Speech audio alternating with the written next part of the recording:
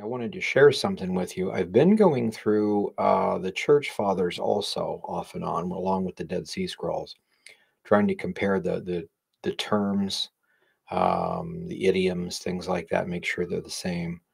And I was going through Eusebius. I'm planning on eventually having a complete Eusebius translation available. And so we'll probably take book one and two and probably three at least and put on um, the network for you guys to look at. But there's one chapter I wanted to look at, and I thought it was really interesting, dealing with the scenes and stuff like that. So before we do that, though, let me kind of set the stage for this, because some people will say that the Essenes were a cult, and others will say that they are the godly Zadok priests. And people ask me, well, what about these guys that say they're weird? And it's like, well, they're not wrong. They're both. And so let me preface this. So I'm a Christian, and I might be a Methodist, a Baptist, an Episcopalian, a Assembly of God. We believe things differently, but we're all Christian brothers and sisters. However, even though I would say I'm a Christian and you would agree I'm a Christian, I could belong to a group that we call a cult.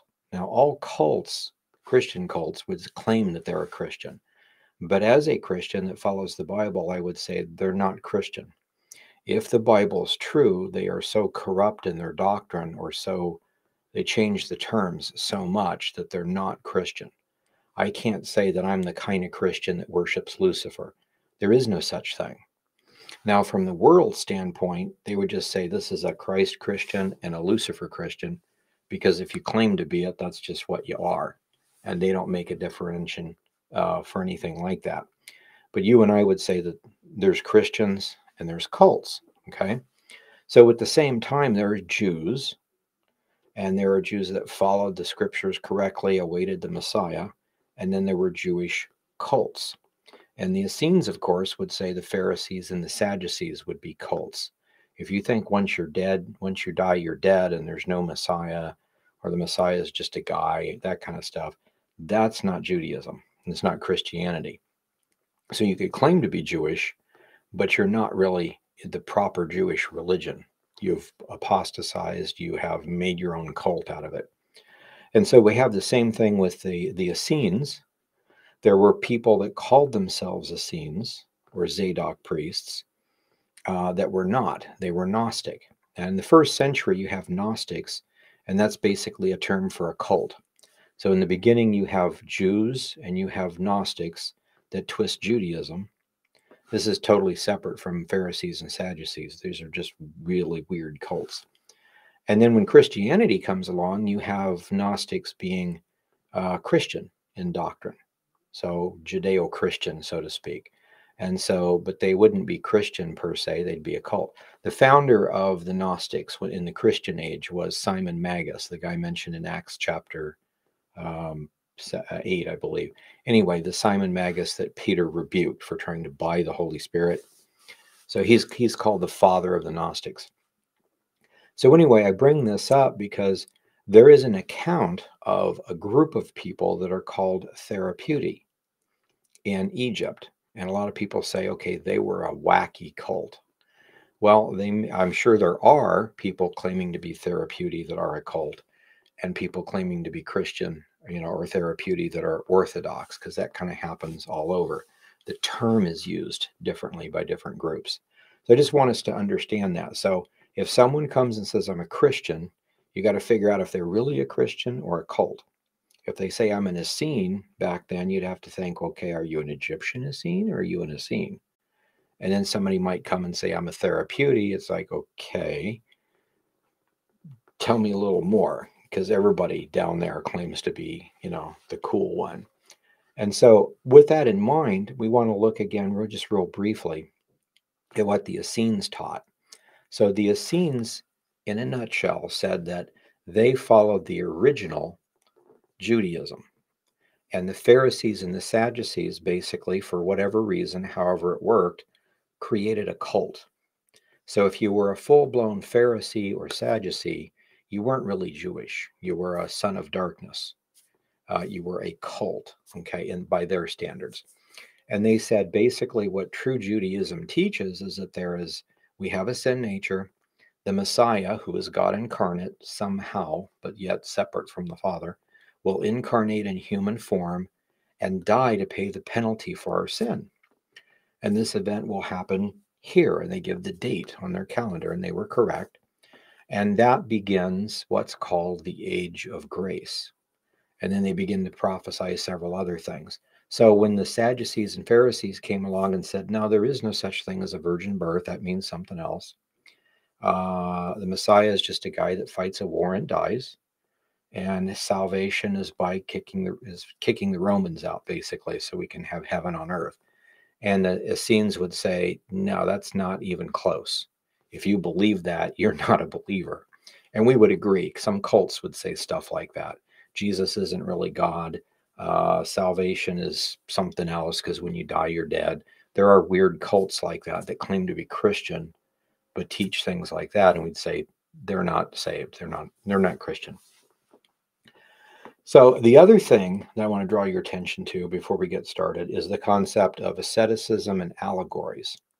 So if I look at the scriptures, let's say I'm Orthodox, just like, not, well, I shouldn't say Orthodox by denomination, but I'm just a regular Protestant Christian like you. I'm a Baptist, I'm a Presbyterian, I'm a Assembly of God, And I look at the scriptures and I say, well, I look at the seven-headed red dragon, knowing the seven-headed red dragon in Revelation is not a real being. There can't be a seven-headed anything. So that means something. It's a symbolic of something else. It's a type or a shadow, as Paul says. And in Colossians, he said that the festivals, the new moons, the Sabbaths, the eating and drinking regulations and those kind of things, or weekly Sabbaths, those are all types and shadows that point to Christ. What he meant is the ritual teaches that. So when you look at the ritual of Passover, for instance, it's going to say very obviously this points to what happened in Egypt. So we're commemorating the Exodus from Egypt. But then there are other things that the symbols seem to have another meaning. And when you string them together, they're obviously talking about prophetically the Messiah, that he's going to come and die and be buried and resurrect. And you see that all the way through the Passover Seder. So I would say there is a regular moral historical teaching in the Passover Seder. There's also some types and shadows, some symbols, or you could even say an allegory. So remember when Paul in Galatians is talking about the covenants, he uses an example of Abraham marrying Sarah and then and marrying Hagar.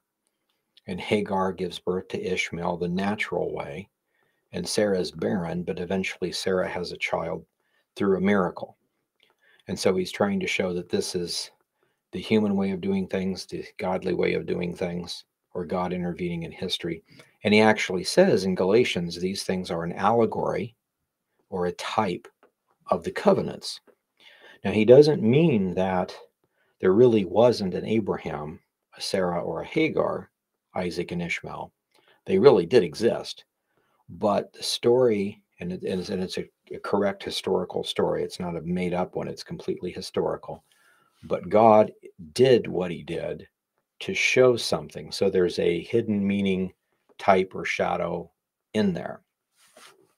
And so like in the Epistle of Barnabas, that's that whole book, the church fathers quote it. It's not in scripture, but written by Barnabas, but he teaches typological prophecy or typological prophecy. So it's really interesting to look at that kind of thing. When you see the metal statue in Daniel chapter 2, the basic teaching of that thing is that you have a king who's arrogant, wanting to rule everything, and the answer is he best pay attention and repent or he's going to get whooped. That's it. Well, no, that's not it. It's also types and shadows of future ages, so prophecies. So with that in mind, though, you also have allegories and types and stuff by people like Origen and some of the not early church fathers, but some of the church fathers. And they get really wacky with their types and shadows. Origen, for instance, I remember one time was talking about the 99 sheep and the one that left, and Jesus went to get him. And he was saying that's a type of a prophecy about him and his group. And there's people that do that today. For instance, there's I probably shouldn't mention their name on YouTube because they might get hollered at for hate speech. But there's a Christian denomination. They're basically Christian. They're Trinitarian and all that kind of stuff. But they have this weird teaching that if you take Daniel, the 70 weeks, the numbers in Daniel, and you start at this one oddball, they got the numbers correct too. But instead of starting where they're starting at and ending in 32 AD, which is Messiah's death, which is very clearly, they say it also is here. And then they give some historical thing that may or may not be correct. But if you start there and add those numbers, it comes up to like November of 1880, whatever.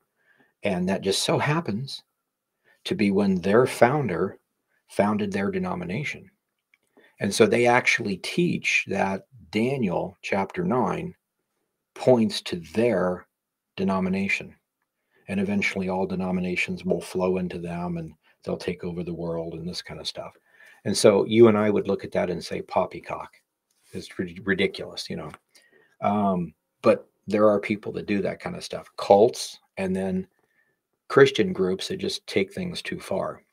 So with that in mind, if I was to say I believe in a pre-trib rapture, a 7-year tribulation, an antichrist, a millennial reign, all that yet future, my brothers and sisters that are like Orthodox, Catholic, Calvinist, things like that would say, you're really making this stuff fit up, that's not what that means. You're an allegory. You're an ascetic. You're this kind of that. Well, I'd say the opposite.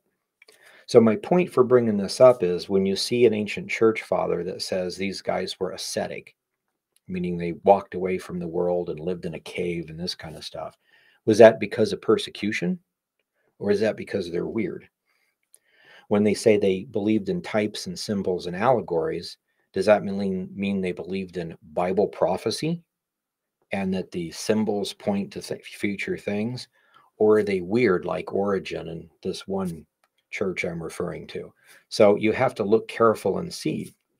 So when we look at what Eusebius says about the Therapeutae, we're going to do that here in a minute.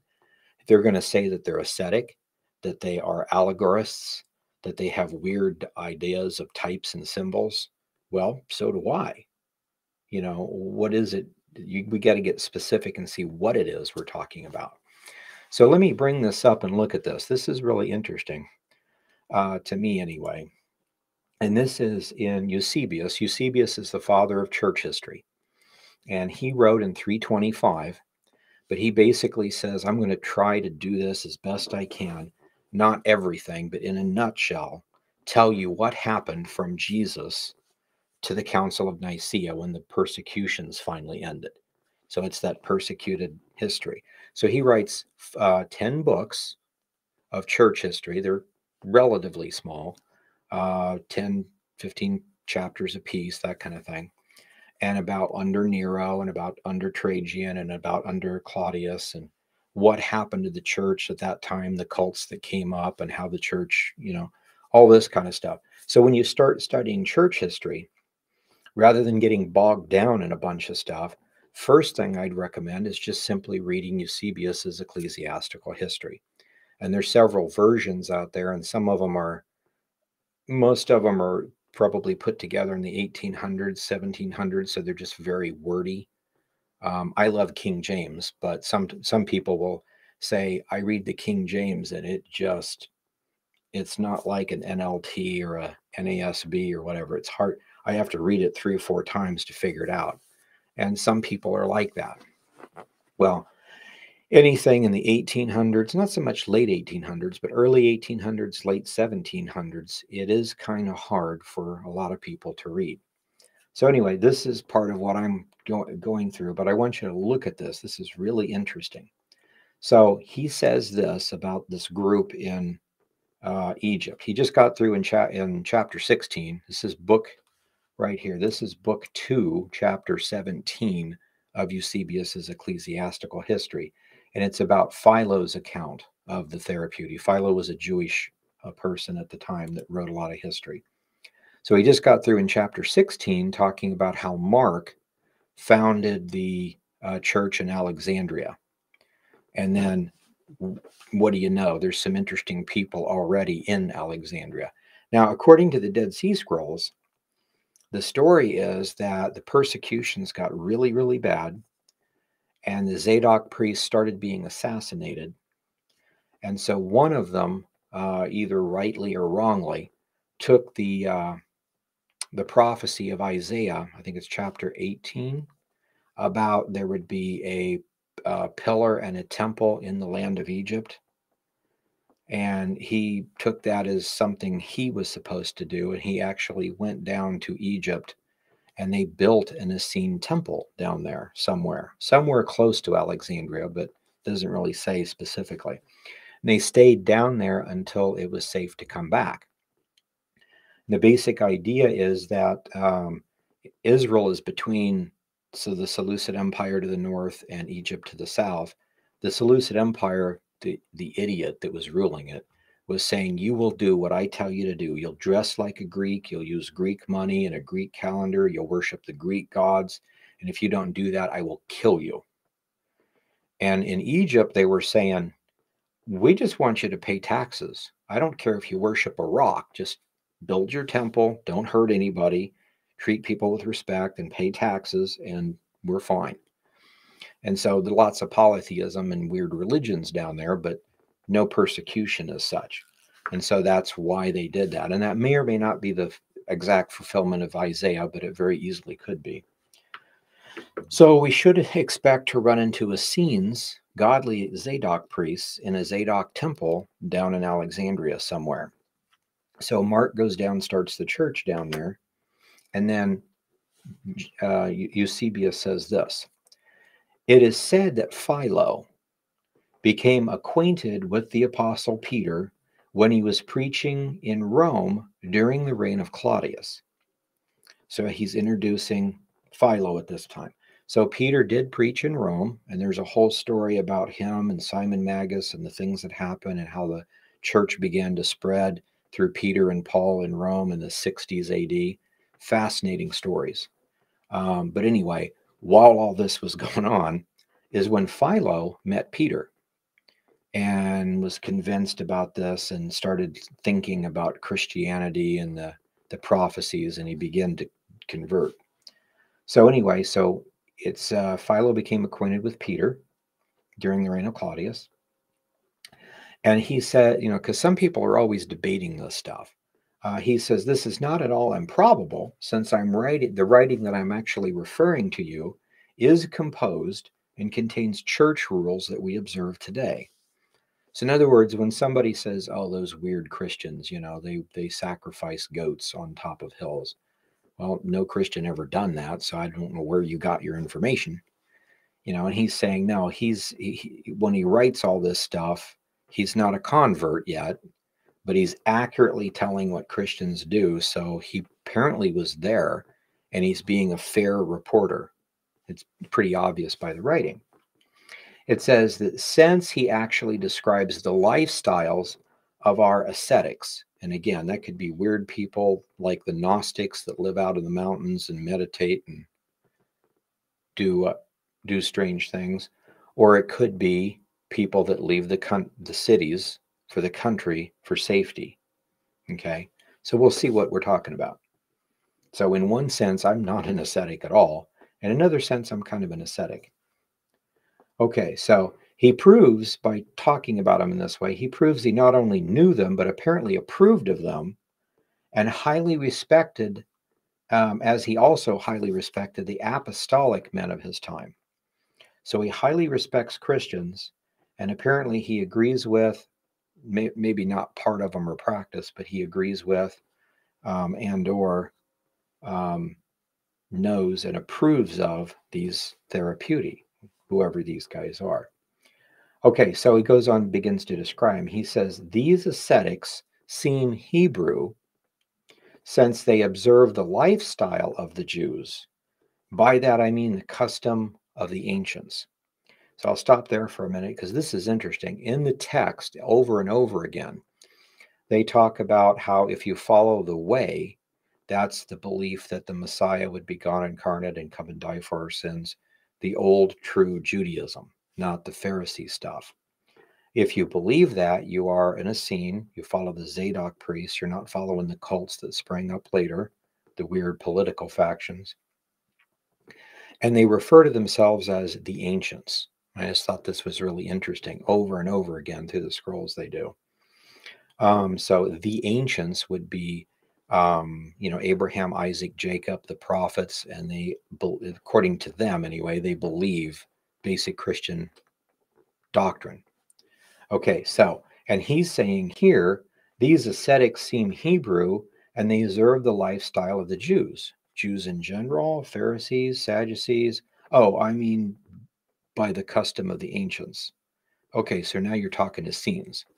So these guys may or may not be Essenes, but the practices, the lifestyle, they're definitely Jewish, and they look more Essene than they do Pharisee or Sadducee or one of the others.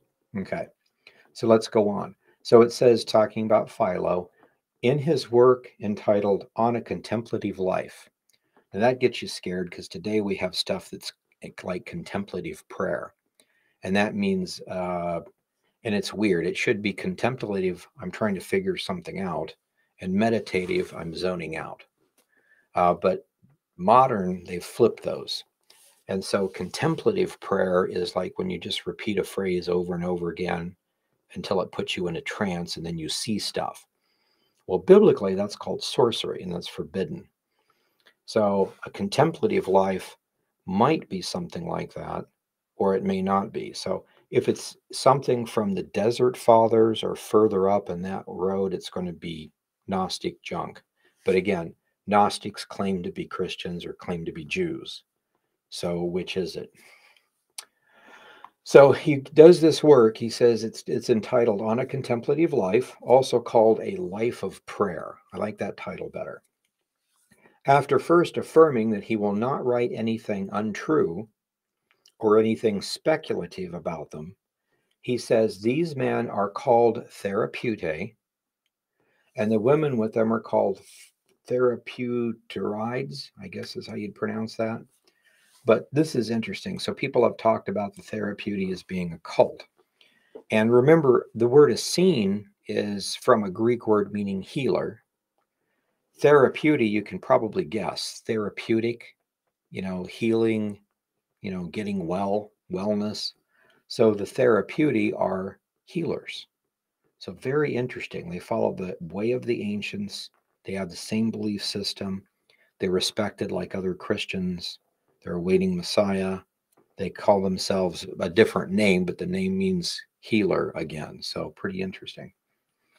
Okay, so, and he goes on, let me run up here, says that he then states the name for this reason is because, like physicians, they healed everyone who came to them using herbal remedies and a pure, sincere worship of the deity. So their way of healing people, not like regular secular doctors, like or pagan doctors, doctors from Rome or wherever. They know stuff, they have medicines and all, but these guys used herbal medicine and a sincere worship of the deity, a pure one.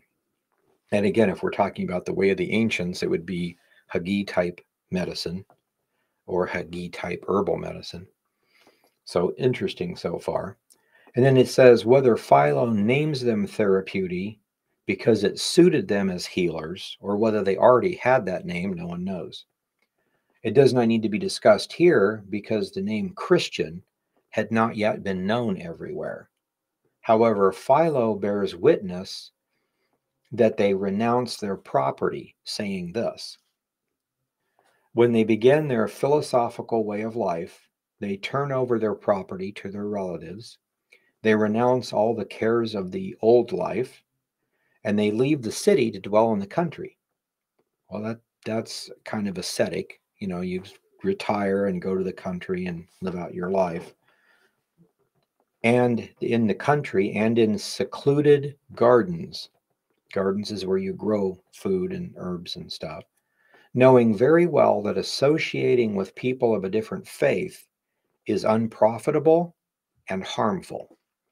Now, we're supposed to go out and witness. That's one thing.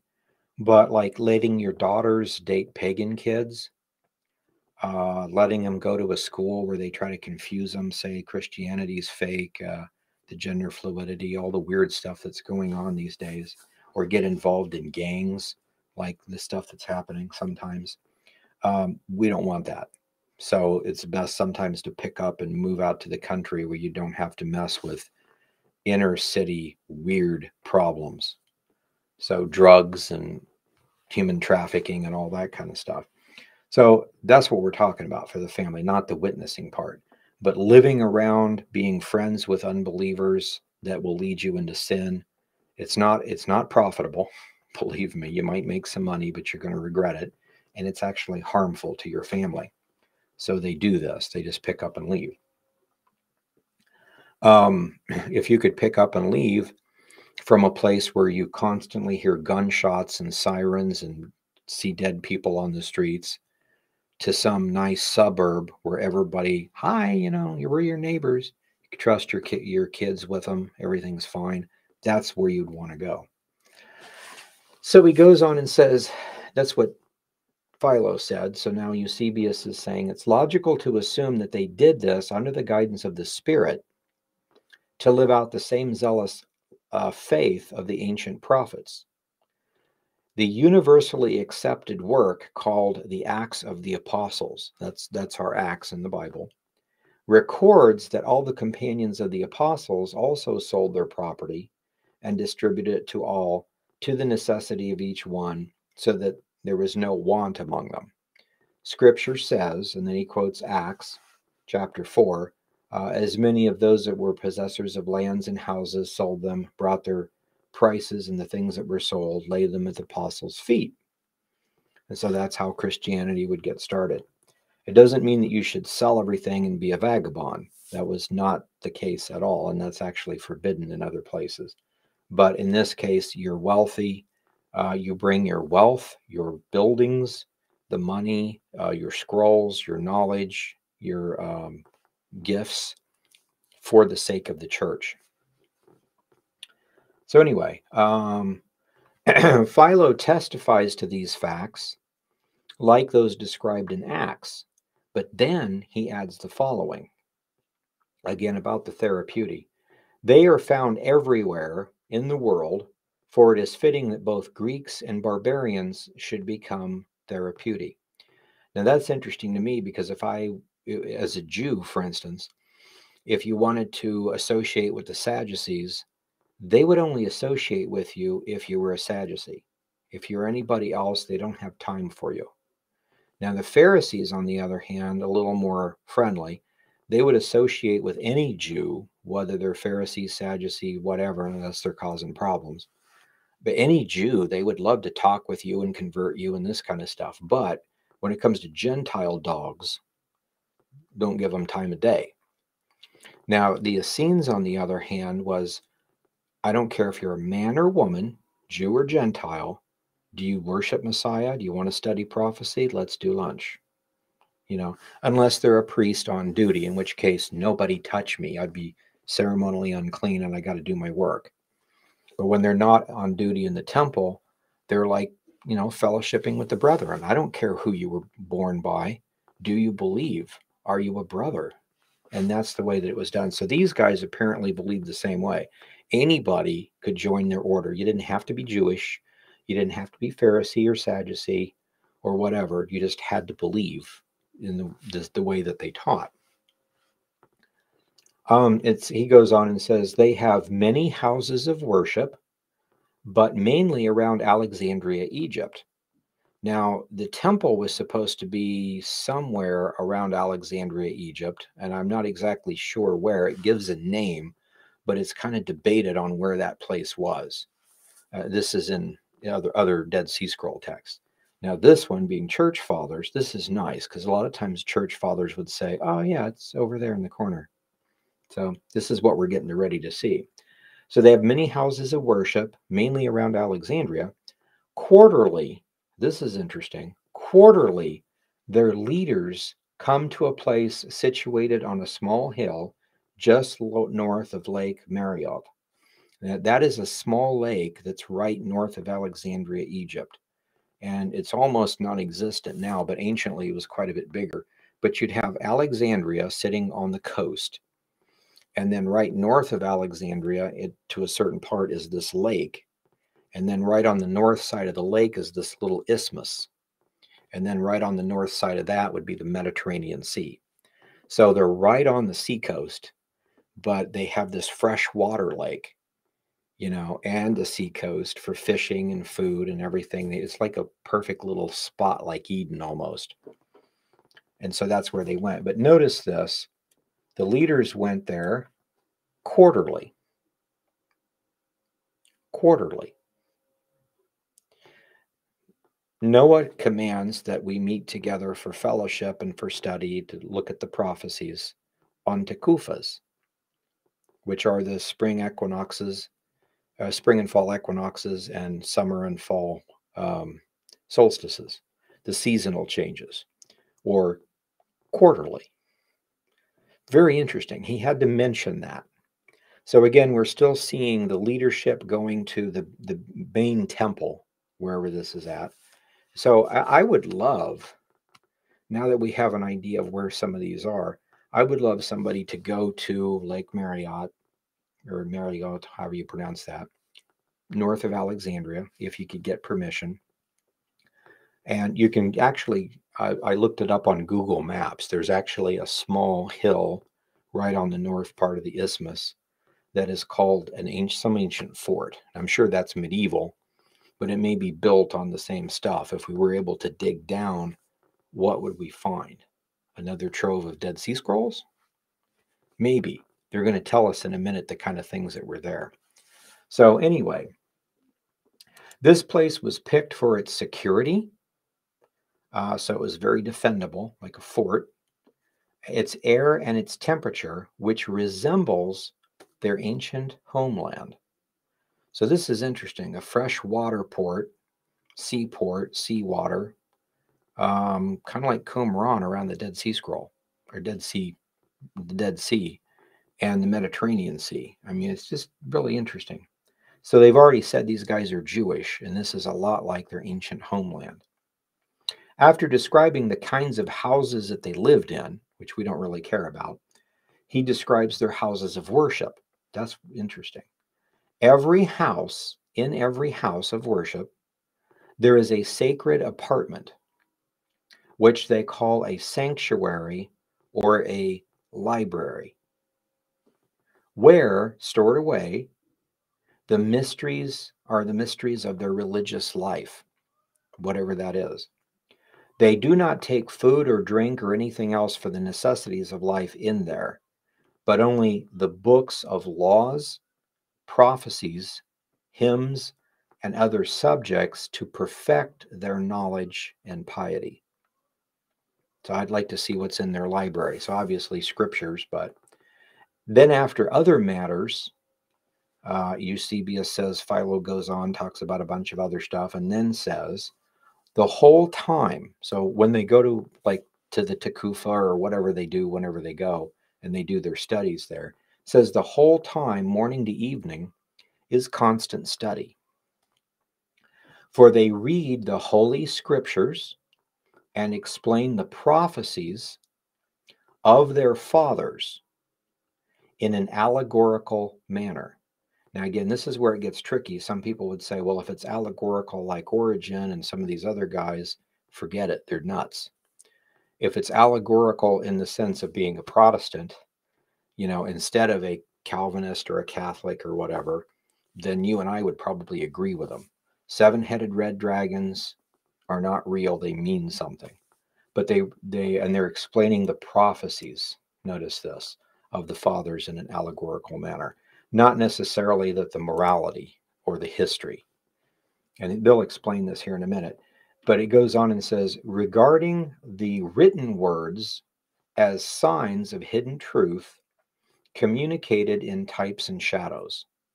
It's exactly what Paul said. Again, the Sabbath ritual and the Passover ritual are clear in what they teach, but if that's all they teach, it's a very odd ritual. And when you look at the symbols, it's pretty straightforward.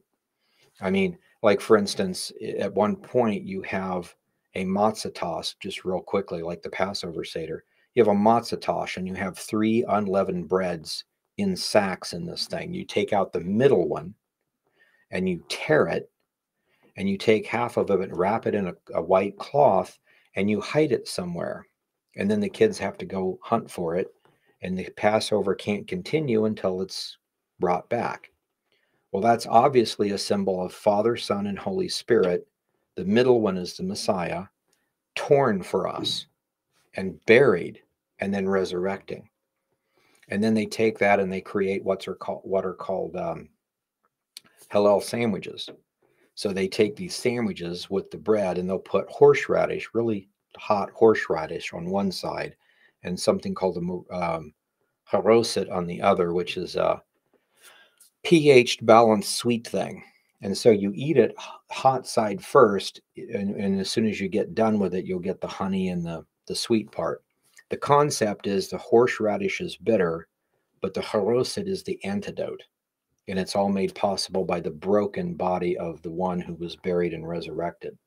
And we could go on. There's a whole lot of things in there, but it obviously points to Christ. Now, I know I'm being allegorical, but, you decide. So they do this kind of stuff. They also have the commentaries of the ancients. It's amazing that he would even use those words. So again, the ancients are, from the Essene point of view, the patriarchs, and there's testaments of the patriarchs. So we're talking about them and their commentaries or their patriarchal writings. And these people are the ones who were the founders of this sect, who left many examples of the allegorical method, prophecy interpretation, that they use to judge modern doctrine by. That's why they're going to reject Pharisees and Sadducees. These facts have also been stated by, as obviously stated by a man who has heard them expanding on their sacred writings. Okay.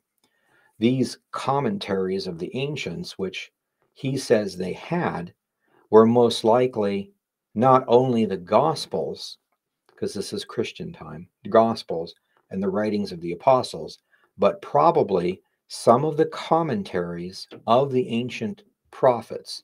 Now, in the Dead Sea Scrolls, we have commentaries on several of the books of the prophets.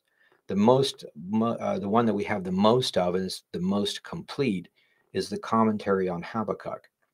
And when you read that, it is amazing. They say that, in Habakkuk, we always say it's talking about the Babylonians coming. And they say, well, the word there, it's not the word for Babylon, it's the word for the parent group of the Babylonians. And basically, if you flip one letter, it's not the Babylonians, it's the Romans. Now, I'm not saying that it should be, but that's their teaching. And they go on to say that the whole book is about the Romans attacking and destroying Israel because of the coming of the Messiah. So it's interesting. It's like, okay, that's a whole different way of looking at Habakkuk, But they've got all sorts of commentaries about this, and it almost always focuses on the first coming. But again, it teaches you a lot. And you can understand why I'm obsessed with it. But anyway, so they have these commentaries of the ancients, which are probably not only the Gospels in that, but commentaries on the ancient prophets, such as are contained in the Epistle to the Hebrews and the other epistles of Paul. So think about that. He's saying there are quotes in the book of Hebrews specifically, but also in the other epistles of Paul, that he's explaining to you what the prophets actually meant. And sometimes he's quoting the prophets, and other times in his explanations, we just think it's Paul saying, oh, yeah, and it means this. And is that Paul just telling us that, or is he quoting the ancient commentaries of the Essenes that says, oh yeah, it means this. It means Messiah. You know, like in Galatians, where he says it's obvious that Abraham believed God and that was accredited for him for righteousness. And he goes on to explain it's not just belief in belief, it's belief in the Messiah, that concept of a dying Messiah. That's what made him righteous, not just belief that God would do something sometime. He believed the story. When you read the commentary in Habakkuk, it says the same thing. The just live by faith. And it very clearly says this is faith in what the Messiah would do to save us. So very, very clear. So the doctrines, again, are similar, or identical, rather. So he goes on and says, later, Paul wrote about new psalms that they composed. So they're writing their own songs and their own stuff, but this is interesting. So, and this is basically where there's more to this chapter, but it will stop here. But this is what he says. So this is Philo talking about the psalms that they made themselves. It says they not only spend their time in meditation, studying scriptures, basically is what that means, but also they compose songs and hymns to God. Look at this carefully. They are uncommonly serious about the different meters and melody. So they write a song and they are extremely serious. It will be played this way and no other way. Got that? Okay, so why would they be that serious on a song? I don't care if you take one of, if I wrote songs and you made it into a country one or a rock one or whatever. Why? Well, there's one Dead Sea Scroll that's called, I believe it's called Katina A. And it's talking about prophecy, all the different prophecies Messiah would do and this kind of stuff. And they make a comment about it's important to know the names, the titles of the Psalms because the Psalms contain prophecy. And they explain that. We all know that because the Psalms of David have prophecy. But they explain it by saying, for instance, Psalm 6 and Psalm 12. In the title, it says they're written on the Shenangoth. And we're like, what the heck is that? Well, all we know is that it's an 8-stringed musical instrument. So it's like a harp kind of, or a guitar or something. It's a stringed instrument. But they go on to say it's important because that in the title, when it says it's supposed to be sung on an 8-stringed musical instrument, it's because the prophecy in that psalm pertains to the 8th ona. So we're talking about if you understand the titles, and if there is a prophecy in that psalm, you'll know that it was for back then or for you today. Very, very important. So I'm reading that going, okay, are there any 12-stringed musical instruments? Because that's the one we're in right now. Yeah, actually there are. So that's interesting. So with that in mind, that's a common teaching in the Dead Sea Scrolls, or it's in Katina A. And the fragments I have of Nathan actually say the same thing. I won't go into detail, but basically the same thing. It's very important to have the titles because the titles show you how to interpret the prophecies. So you've got multiple scrolls saying the same thing. And now these guys, they write hymns and songs. So they've got extra psalms, probably like the stuff in the Dead Sea Scrolls. And they're uncommonly serious about the different meters in the melody. So that to me, it's like, okay, this is all part of the same family. So we've seen that he says that the Therapeutae are obviously Christians, now anyway, but they've had this ancient time. They were Jews from that homeland, and they had a temple, and they go there on Tekufas, and they study seriously, and they look at the prophecies in types and symbols, and they study Bible prophecy all the time. So really interesting. Now, I'm sure there are Therapeutae somewhere that are allegorical to the point of being Gnostic. So there's always going to be that. Today, I can walk down the street and find a really good, solid church, and they'll call themselves Christians. I can walk further down the street and find some wacky cult, and I mean a dangerous cult, but they will also call themselves Christians. So we got to be careful of that. So it's just interesting to see that. So the things that I learned from this, not really anything new, but the fact that they look at the prophecies the same way, they interpret the prophecies the same way. They have the testaments of the ancients and the commentaries on that. And what's interesting to me, we've got Dead Sea Scrolls that talk about a Benjamite would be the apostle of the Gentiles, and Paul understood that was him prophetically, and that he wrote all these things in his epistles. Now, the Testament of Benjamin in the Dead Sea Scrolls will tell us that this Benjamite will actually write all the answers to everything. And so we need to study the epistles of Paul, basically. And this is telling us from the church history part, not so much that, but Paul's weird comments that people don't seem to understand, or you're thinking like, did the Holy Spirit just reveal that to him, or did he get that from somewhere? Well, here he's quoting the prophet, and here he's explaining it, but it kind of looks like he's quoting something like a commentary.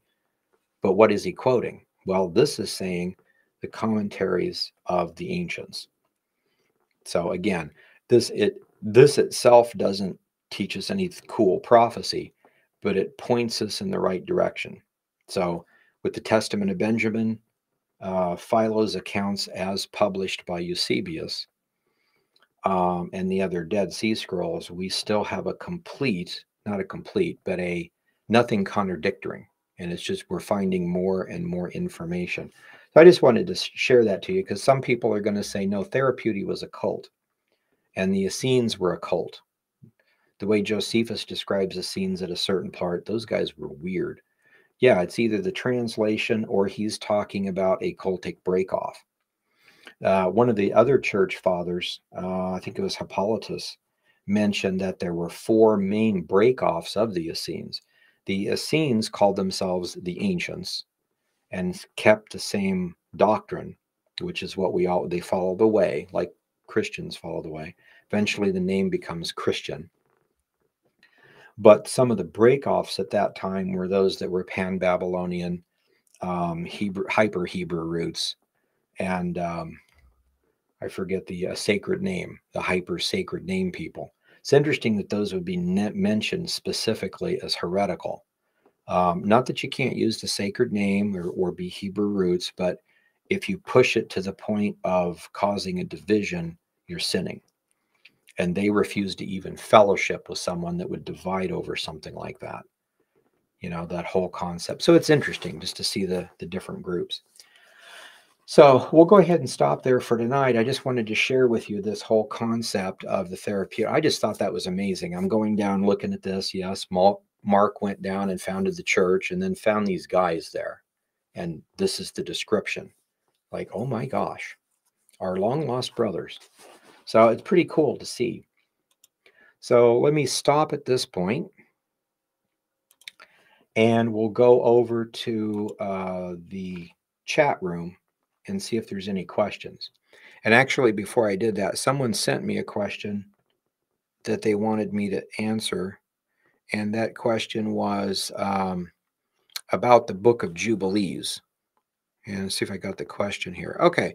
Yeah, the question is, out of Jubilees 10:16, it seems to clearly indicate that a Jubilee is 49 years, not 50. 19 times 49 is, and they give the numbers and all that stuff, which is when Noah's age when he died. Please clarify, a 50-year Jubilee would make Noah, much older. And so just looking at that stuff. And that is a good point. That's why a lot of people still say that the Jubilee is 49 years. So here's the thing. The Dead Sea Scrolls teach a calendar. We're going to be covering the calendar, I think, next week, actually, as we approach the Tekufa. But basically, their whole concept is that there is 7,000 years of human history. Three sets of 2,000 years apiece, so 6,000 years of human history, and then a 1,000-year reign of the Messiah on earth. And we have that in Christianity also. We call that a millennial reign. So they're talking about this, and then the calendar breaks down further. An age, that 2,000-year period, is broken up into 4 onas. An ona is a 500-year period. Okay. And then an ona, a 500-year period, is broken up into 10 jubilees. 10 times 50 is 500. So it's a 50-year period. Then a jubilee is broken up into shmitas with a jubilee year. So the shmita is a 7-year period. So like we would have 10 decades in a century, they would have 7 shmitas in a 49-year period, and then a year of jubilee, which is that 50th. So if you try to say a jubilee period is 49 years, you're basically going to say 2 jubilee periods is 98 years instead of a century. And the way they calculate it, it's a century. So for instance, in 4Q, or no, in 11Q13, it talks about the time when Messiah actually came to die for our sins, as prophesied. And he came and died 1 Shemitah after the end of the 9th Jubilee of the 8th Ona of that age. So when you plug that in together, it comes out very clear, a 50-year period. So the calendar, there's a lot of reasons to understand, and they make it very clear a Jubilee is a 50-year period. So then we come to the book of Jubilees. Well, then why does Jubilees look like it has a 49-year Jubilee period? Well, it looks like it because it does. And the teaching is very clear. It's a 49-year period, not a 50. So there's a difference. You got all the scrolls saying 50, and you got the book of Jubilees saying 49. So what's up with that? Well, if you go through and you look carefully, just add up all of the numbers, all of the dates that they give you. You'll find out that you start with Genesis, the creation, Adam's creation, and then it'll slowly get off and off and off compared to Genesis. And you're thinking, well, okay, if it's a 40-year period or 50-year period, then it would consistently get off in time. But it's more than just 1 year every 50 years. But it'll get off to the point at one point that it's 300 years different than the Genesis account. Okay. And that's okay. It's probably the way they're calculating it or something. But not just that, at that point, it switches and starts going back. So by the time you go from creation to the death of Jacob when they were in Egypt, it's only 1 year difference between Genesis. So you've got Genesis, which is consistent. You've got the scrolls that agree with the Genesis line, which is consistent, all in Hebrew. That agrees with Jasher, the Hebrew stuff, not the Septuagint. And then you've got the Jubilee one, which doesn't agree with the Septuagint or any of the Hebrew. It's its own thing. And the fact that it could start here and get 300 years off and then come back and be almost correct means somebody tried to correct it, at least that second half anyway. And so something's been lost in the translation.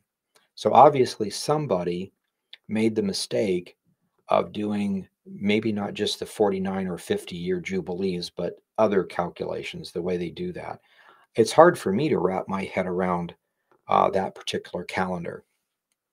On our calendar, we just say this is like today. It's just March 6, 2023.